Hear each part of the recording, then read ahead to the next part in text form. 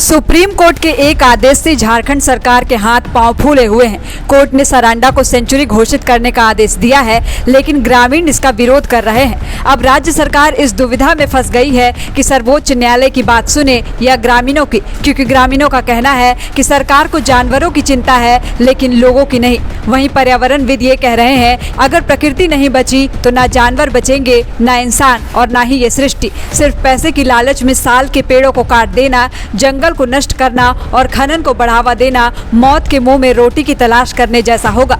Supreme court ने किस स्थिति में ऐसा निर्देश दिया है, अब उसकी चर्चा जोरों पर है। यह स्थिति वन विभाग के एक अधिकारी की वजह से उत्पन्न हुई है, जिसने बिना सरकार की विधिवत अनुमति के विस्तारित क्षेत्रफल वाला प्रस्ताव सुप्रीम कोर्ट में दाखिल कर दिया। मामले की जड़ में है पूर्व पीसीसीएफ सत्यजीत कुमार, जिन्होंने 575 वर्ग किलोमीटर क्षेत्र को वन्यजीव अभयारण्य घोषित करने का प्रस्ताव तैयार कर सीधे सुप्रीम कोर्ट में शपथ पत्र दाखिल कर दिया, जबकि एनजीटी ने लगभग 400 वर्ग किलोमीटर क्षेत्र को ही अभयारण्य बनाने का निर्देश दिया था। यह शपथ पत्र बिना विभागीय सचिव की सहमति या राज्य सरकार के परामर्श के दायर किया गया था। 29 अप्रैल 2025 को हुई सुप्रीम कोर्ट की सुनवाई में वन विभाग द्वारा दायर शपथ पत्र में बताया गया, अब राज्य सरकार 31,468.25 हेक्टेयर की मूल योजना के स्थान पर 57,519.41 हेक्टेयर क्षेत्र को अभयारण्य के रूप में अधिसूचित करना चाहती है। साथ ही 13.06 वर्ग किलोमीटर को संरक्षण रिजर्व बनाने का भी प्रस्ताव दिया गया है। इस जानकारी के सामने आने के बाद खनन विभाग में हड़कंप मच गया, क्योंकि प्रस्तावित क्षेत्र में राज्य के अधिकांश लौ अयस्क खदानें शामिल हो रही है। विभाग का तर्क है कि यदि इतने बड़े क्षेत्र को अभयारण्य घोषित कर दिया गया तो सरांडा क्षेत्र की लगभग सभी खनन परियोजनाएं बंद करनी पड़ेगी, जिससे राज्य सरकार को अरबों रुपए का राजस्व का नुकसान होगा।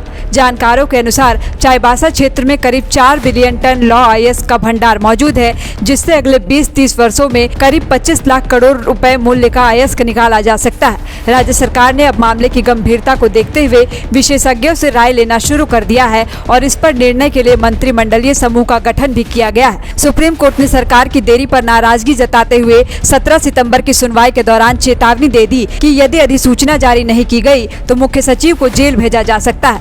अगली सुनवाई 8 अक्टूबर को निर्धारित है, जिसमें मुख्य सचिव को व्यक्तिगत उपस्थिति अनिवार्य कर दी गई है। एनजीटी ने 12 जुलाई 2022 को सरांडा में वन्य जीव अभयारण्य बनाने का निर्देश दिया था, लेकिन राज्य सरकार द्वारा इसका पालन नहीं किए जाने पर मामला सुप्रीम कोर्ट चला गया। बता दें कि 8 अक्टूबर तक झारखंड सरकार सरांडा को वाइल्ड लाइफ सेंचुरी घोषित करने पर अपनी बात सुप्रीम कोर्ट में रखना है। इसको लेकर सोमवार 30 सितंबर को झारखंड सरकार के 5 मंत्रियों की टोली सरांडा पहुंचकर आम लोगों से रायशुमारी भी की। यहाँ 56 गाँव के लोग और परंपरागत शासन व्यवस्था मानकी मुंडा व पंचायत प्रतिनिधि पहुंचे थे। सभी मंत्री गाँव वालों से रूबरू हुए।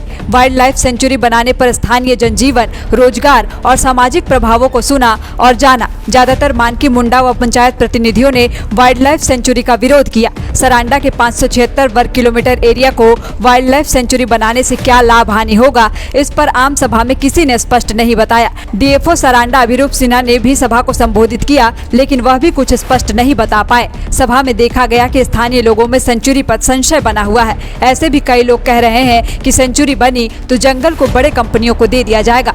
इस दौरान अध्यक्ष मंत्री राधा कृष्ण किशोर ने कहा कि झारखंड सरकार लोकतांत्रिक व्यवस्था का आदर, सम्मान और उसकी मर्यादा की रक्षा बेहतर तरीके से करना जानती है।